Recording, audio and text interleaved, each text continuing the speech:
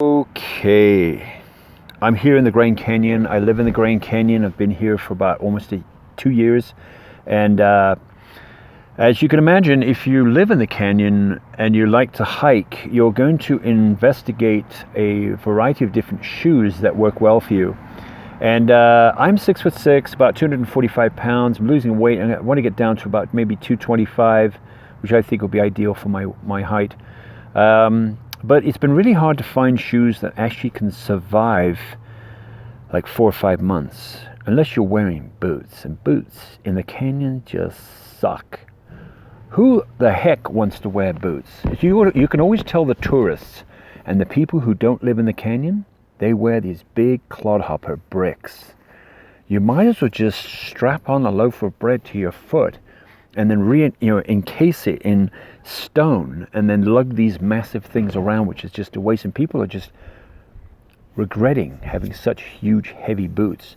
So the most popular shoe that most people wear in the canyon who live locally in Flagstaff, Sedona, wherever, within about 50 to 100 mile radius, actually hike with trail runners.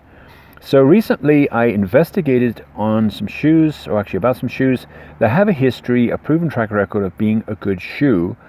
But again, I've got mixed feelings about the shoe. It could be an actual winner if I were a lot smaller, maybe like 130 pounds and about 5'5". I think I would give the shoe a really good rating, but I'm not that petite, I'm a lot bigger. Anyway, so the shoe I've looked at other shoes. I've got a pair of Asics. I've been very happy with those, and they're designed for bigger guys. But I really wanted something a bit more interactive with the landscape. And so I picked up a pair of Ultra Lonepeak 4.0 that received amazing reviews. And it's a really good looking shoe. It's a great looking shoe. And the tread looks amazing, and the build quality looks really decent for this kind of environment, being arid, dry, dusty, blah, blah, blah. And I thought, oh, this is going to be just the perfect shoe. So when I had them on for the first 2 weeks, they were great. And they felt just so nice. And I just thought, oh, this is a great shoe. The first thing I got rid of were the laces. And I got the lock laces, which to me just make more sense. You could just tie them up. Done, they're good to go, and then they stretch. Your foot expands inside the shoe, and so on and so on.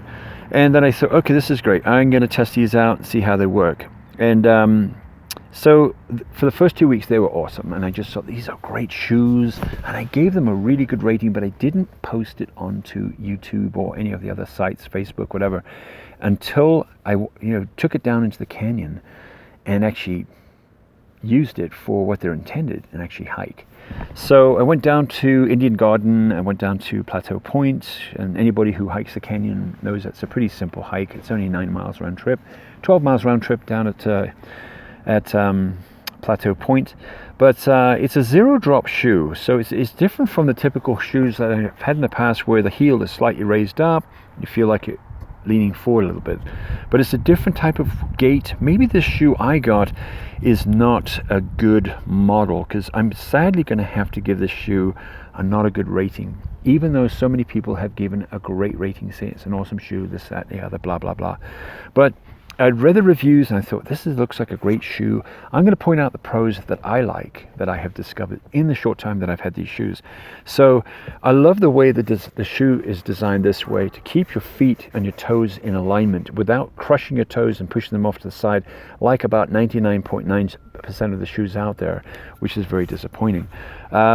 Number two is it's very light, very light, super nimble. I almost feel like I'm wearing a light pair of slippers, or almost like wet shoes or wet socks, that type, but just reinforced. It comes with a gaiter. Actually, no, you have to buy the gaiter separately. But the gaiter idea, the concept is great, but it needs improvement from my perspective. But people will have different opinions about how they would do it.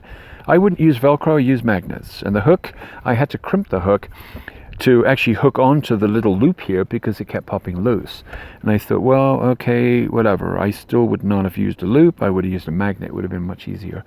A lot of people don't want to fiddly diddly dee with their shoes trying to get the damn thing to work while they've got the gaiter on. The gaiter idea is a great idea for keeping debris out of the shoes, blah, blah, blah, so on and so on.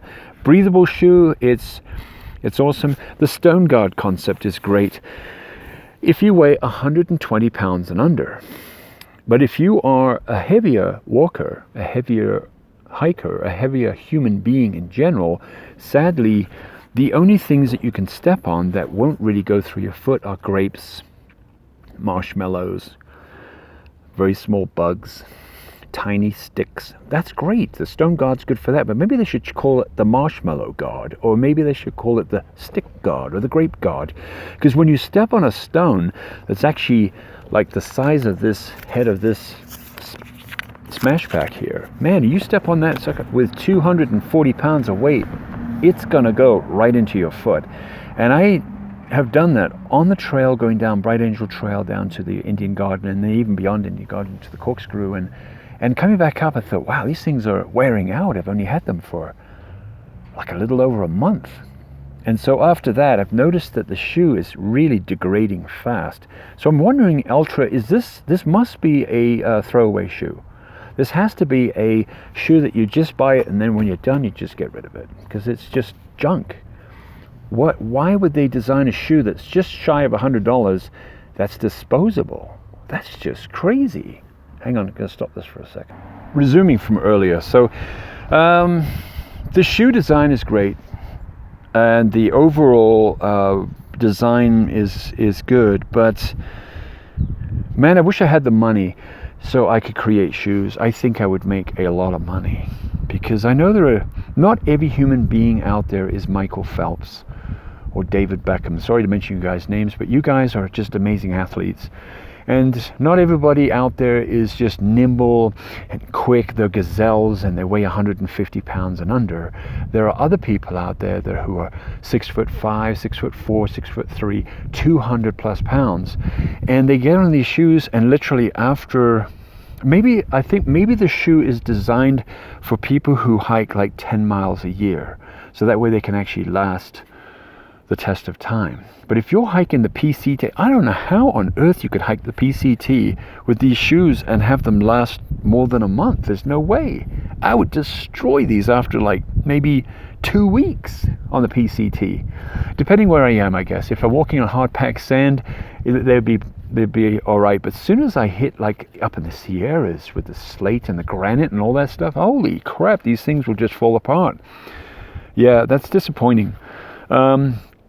They're not surviving in the canyon. I might just have a lemon of a shoe and this is just falling apart, but my goodness, this whole part of the back of the heel here is starting to degrade. Now, some people were saying to me, oh, maybe it's your gait, the way you're walking.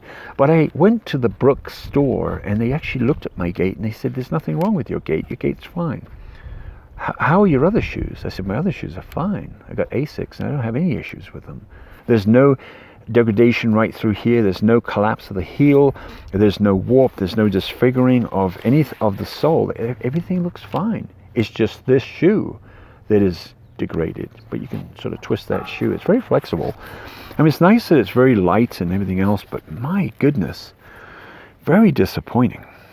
Very, very disappointing. So Ultra, hey, it's nice that you're building a shoe for the welterweights, but us who are sort of like the heavyweights or the heavier weights, it fails. It does.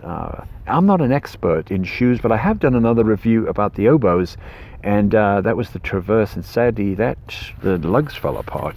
Great shoe too, but again, you know, if you're going to design something close to $100, it's got to be worth $100, because it's definitely not worth $100 if it's going to fall apart. I don't even have 100 miles on this shoe. Less than 100 miles in the trail. And I'm just so disappointed with the shoe. It's just not what I had hoped it would turn into be. So, yeah, Ultra, I'm sorry, but I'm going to have to give you guys a 4 out of 10 for this shoe. Now, everybody else out there who is sponsored by this company and just is a die-hard fan of this company is obviously going to be very, very upset and probably send a posse out after me and lynch me. But I'm just going to let you know that for a big guy who's goes out and hikes a lot in the canyon, who lives here in the canyon, and so on and so on, and no, you guys cannot come to the canyon until we officially open. If you do, you're going to get a huge penalty. It's not worth it. And you'll get arrested. It's federal land. So Anyway, there you go. Bada boom, bada bing.